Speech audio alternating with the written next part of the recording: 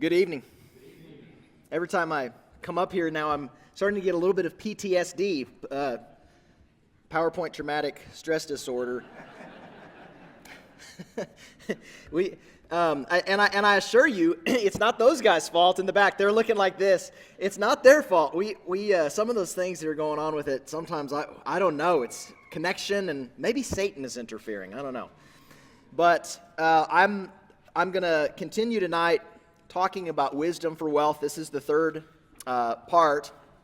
And I want to give one more kind of general principle, and then I'll provide some stuff from the Proverbs on how to acquire it. Now, I understand that many of you are retired, and you're like, we already did that. We started our careers many years ago, and but principally, there's so much that applicationally that can be gathered here, but we also have a mixed audience. We've got a lot of younger people, and I'm speaking to these people over here, and y'all, as you're getting ready for your future, you're looking forward. I'm talking to y'all. I'm talking to the younger families back in my area, and really to everyone. This is for all of us. But keep in mind, the Proverbs, this is about righteous living. It's about wise living. It's a father really training his son to be a king one day.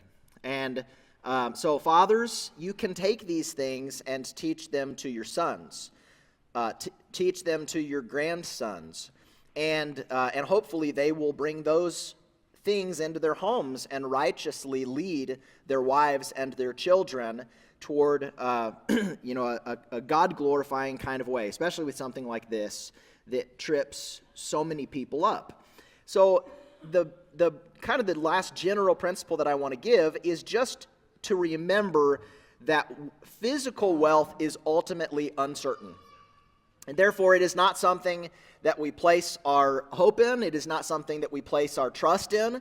Of course, we are to be wise with it, and the Bible will speak to that considerably. But all of us must recognize that it's ultimately uncertain. And one of the best descriptions of this is in Proverbs 23, verses 4 and 5.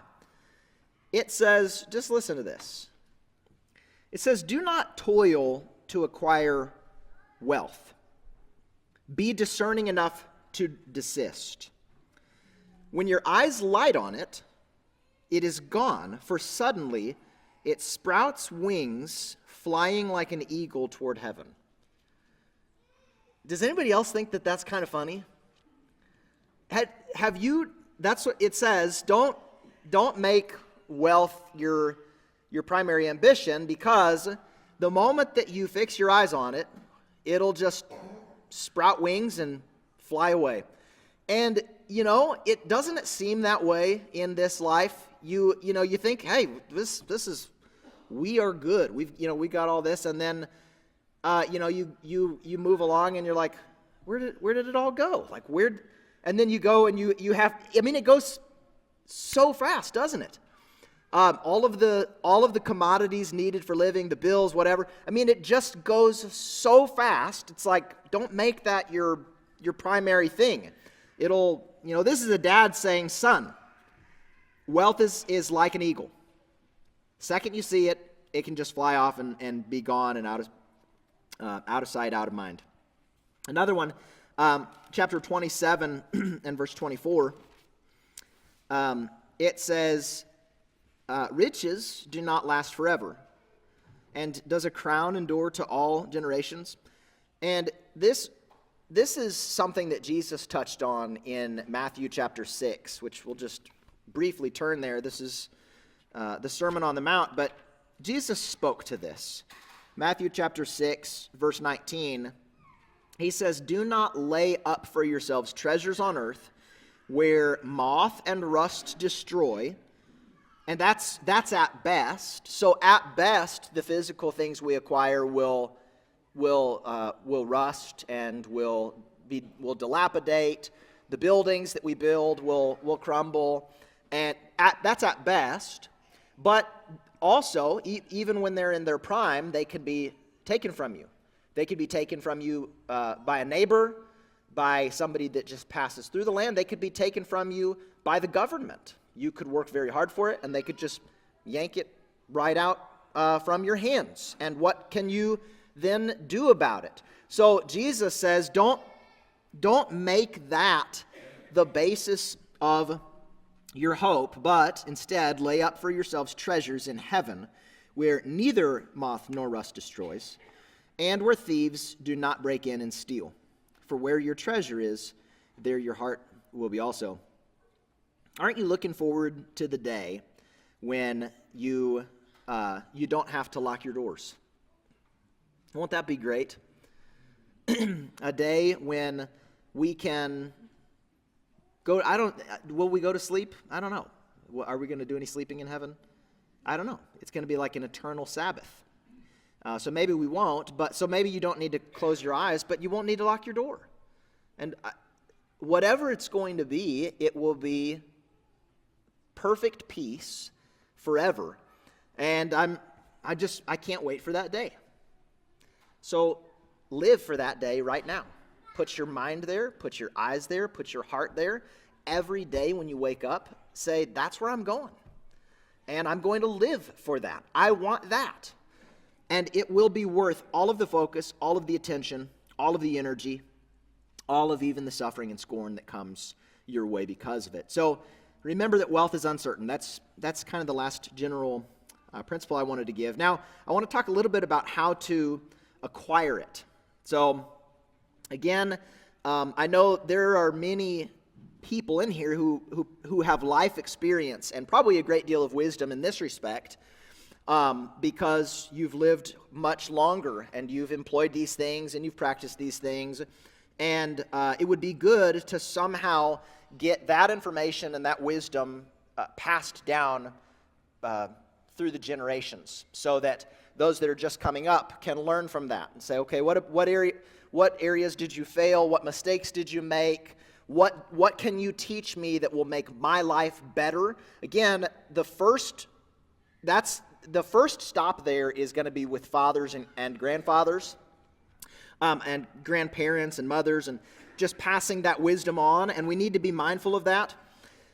But I'll just give some of these from the pulpit here. The first way to acquire it is by getting your priorities straight. So when you think about what you should acquire, how you should spend your money first, there are so many areas that we could spend our money on and then not have money for the things that are actually needed for living. And we can get the order all out of whack. And this is what chapter 24 and verse 27 is talking about. Look at what he says here. Proverbs 24:27, he says, prepare your work outside, get everything ready for yourself in the field, and after that, build your house. What he's saying is, it's twofold. Number one, you need to have an income before you can go spend it. So a farmer is going to receive profit from the things that he grows. But also the other thing that he's saying is filling your belly is a more immediate need than having a house. Right? What good will it do for you if you have a house but then your family starves? So he says, get your fields prepared, do all of that work, and then go build your house. And it needs to be in that order. So the Proverbs speak to this idea of, there is a priority of place. Where should I allocate my attention first? And then, systematically what happens after the fact? Sometimes when I lived in the Caribbean, I did a lot of door-to-door just evangelism, I'm going out with either with one of my fellow preachers there, even sometimes just going out by myself. I would just go door to door and say, "Hey, I'm the preacher over here. Just wanted to get to know you and see if I could, have a conversation with you on your porch." And they were super welcoming of that. And you would see all kinds of social needs along the way, and people needing this and that, and they would, after you get to know them, they might say, look, I need this, and I just don't have the funds for it. And it was usually basic needs, just sustenance, things for the house and that kind of thing. But a lot of times, and there were other things that money was going, like a pack of cigarettes. That was being purchased prior to food. Well, that has to be fixed. You have to get rid of those unnecessary areas and focus, basically have a leaner budget. And I think that the Proverbs speak a lot to that. So we need to have our priorities in the right place. We also need to, there's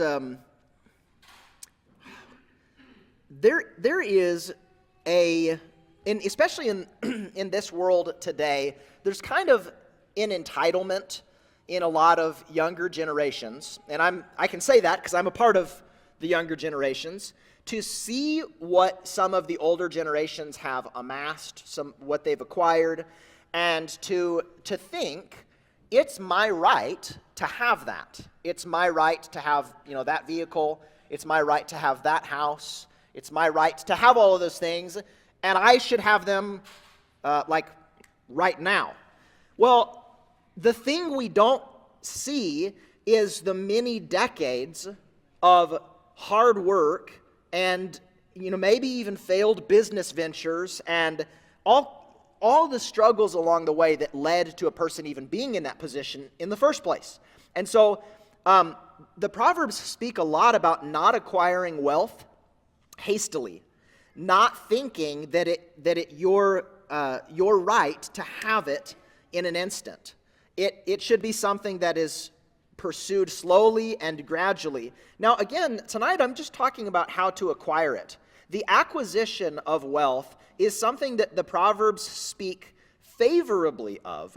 So there's nothing against it at all. Next week we'll talk about how to spend it. So I'm going to, what should you do once you have it? This is just how do you acquire it? Well, in chapter 13 and verse 11, he says, wealth gained hastily will dwindle, but whoever gathers little by little will increase it. Now, it's kind of, it might be an old illustration to you, but have you ever seen any of those shows? And this is almost like, I don't even know if I've seen any of these recently, but back in, maybe in the early 2000s, I remember watching some shows that would just kind of follow around people that won the lottery. And people that won like the mega, whatever that one is called, the mega, I don't know, whatever that lottery is, where you get a bunch of millions if you win it. And it would kind of follow these people around, and it's kind of like cribs where they would come in and show the house, and you get to this house, this just extravagant, ridiculous looking mansion, and then like these like gold-plated lions sitting on the front porch, and like inside like purple everywhere, and like a carousel and a chocolate fountain, and it's just this crazy wild image. And the thing that's interesting on the follow-up is they spent it all. So wealth gained hastily will what? Will dwindle.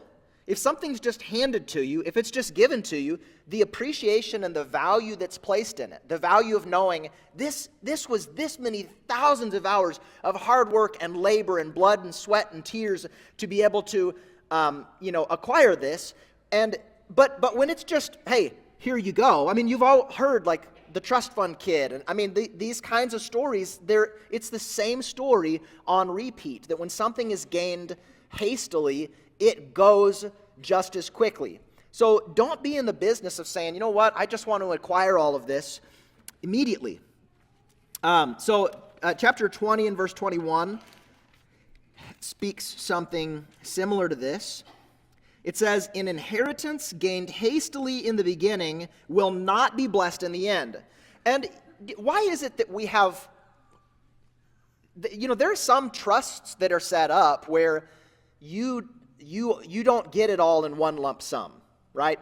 It is apportioned to you on a month-to-month basis with the purpose of mitigating exactly what the Proverbs are talking about. We have laws like that in place and systems like that in place in order to prevent that from happening. You remember the story of the prodigal son. What did he do? He said, Dad, I want my inheritance. I want it now. And then what did he do? He went out and he lived in a great, wild, reckless time, and then he found himself in a pig pen. This story is kind of on repeat through the Bible, and so Proverbs 20 and verse 21, it just says, 20 and verse 21, it says, an inheritance gained hastily in the beginning will not be blessed in the end. Okay? Chapter 28 and verse 20.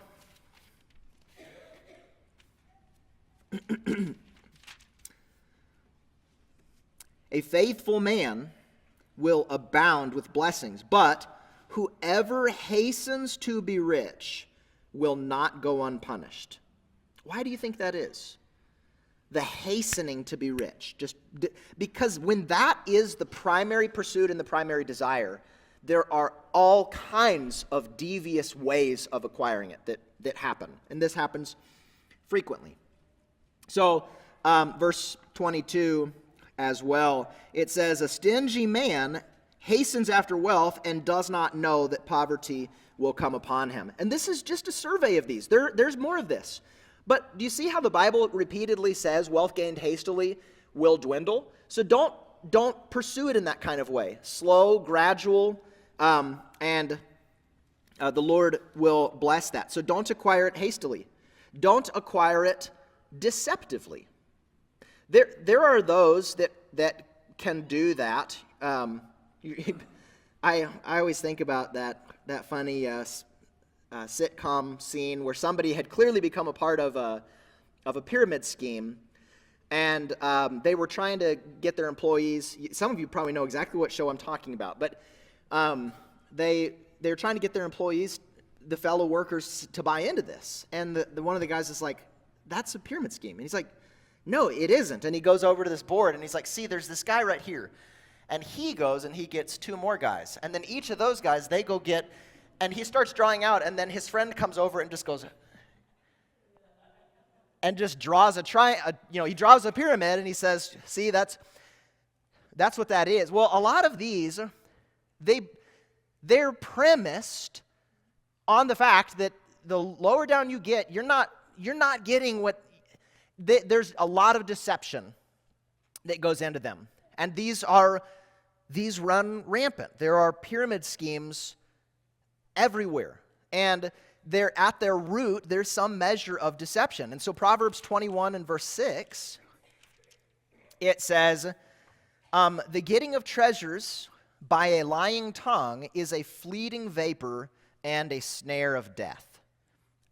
So, and the reason why people do it is because they think, I can get away with it, or it's going to bless me in the interim. I will have all of these things in the interim. Again, I mentioned Enron recently, but you can be physically enriched for a moment on a lie, but it will always be found out.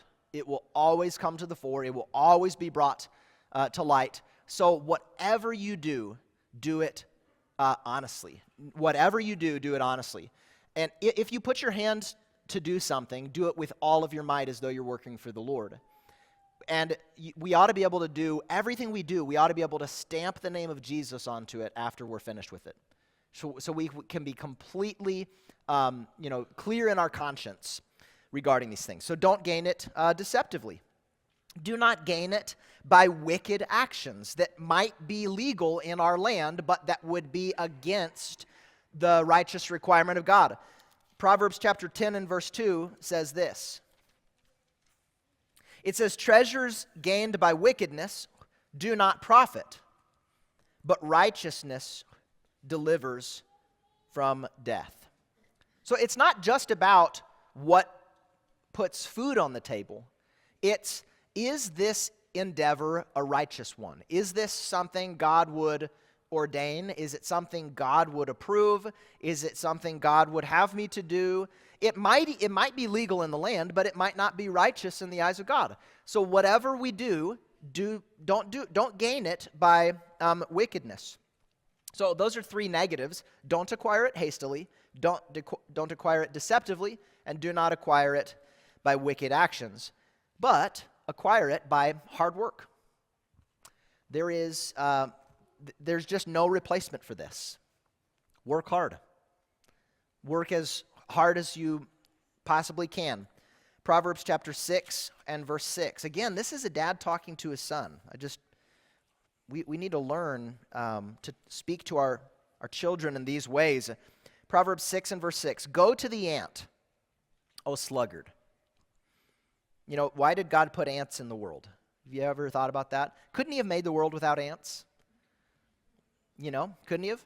We have little fire ants that pop up their little ugly heads every time it rains in our yard, and they're there, and then you spray them, and then they move 5 feet away, and they make a new. But you know what? God put them into the world for a reason, and God's creation says so much about him constantly. And this is one of them. The ant. It says, go to the ant, O sluggard, consider her ways and be wise. Without having any chief, officer, or ruler, she prepares her bread in summer and gathers her food in harvest. How long will you lie there, O sluggard? When will you arise from your sleep?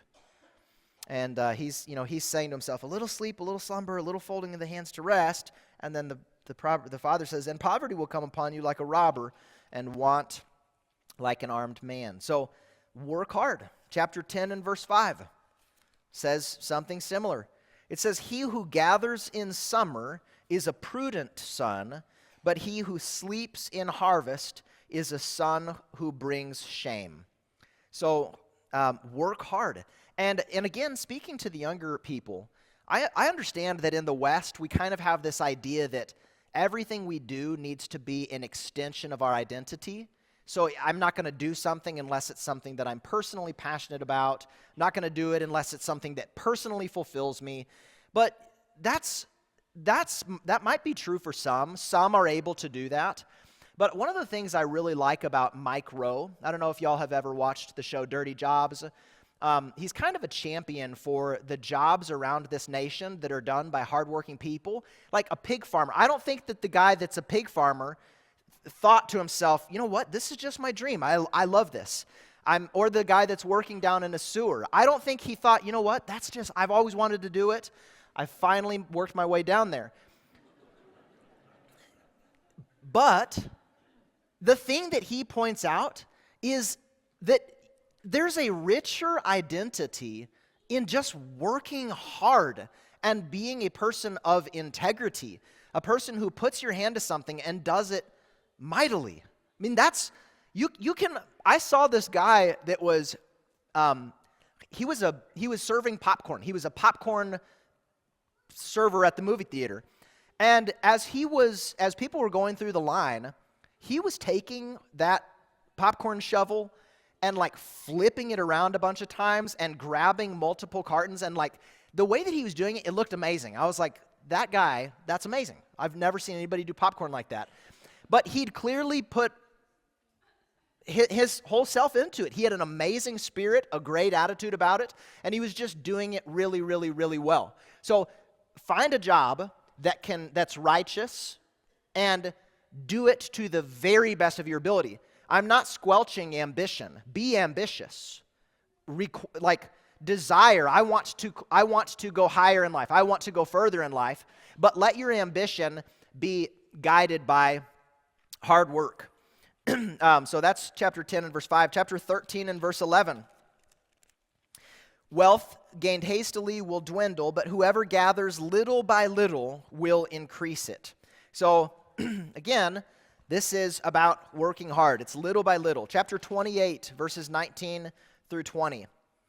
Whoever works his land will have plenty of bread, but he who follows worthless pursuits will have plenty of poverty. A faithful man will abound with blessings, but whoever hastens to be rich will not go unpunished. So work the land, do the work, work hard. That's how we acquire it.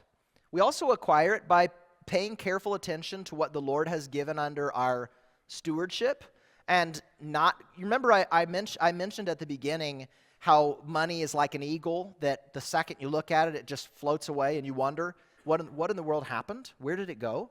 This is just, a lot truer of me when I was a younger man, especially before meeting my wonderful wife. And, I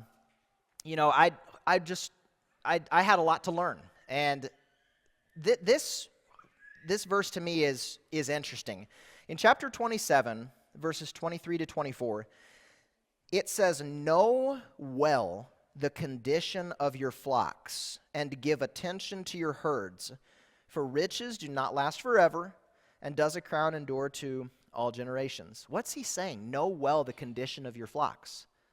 He's saying you need to know what you have, you need to know how much you have, you need to know where it's going, what it's being spent on. Pay attention to that. If God has given it to you as a steward, then take it in and deal with it righteously, and pay attention to how much you're bringing in, and pay attention to where it's going and what you're doing with it. That's what this proverb is saying. Do you see what I'm saying when I say that the Proverbs are very earthy? God didn't just leave us blind. He didn't leave us in the dark. He's given us very specific information and principles by which to live.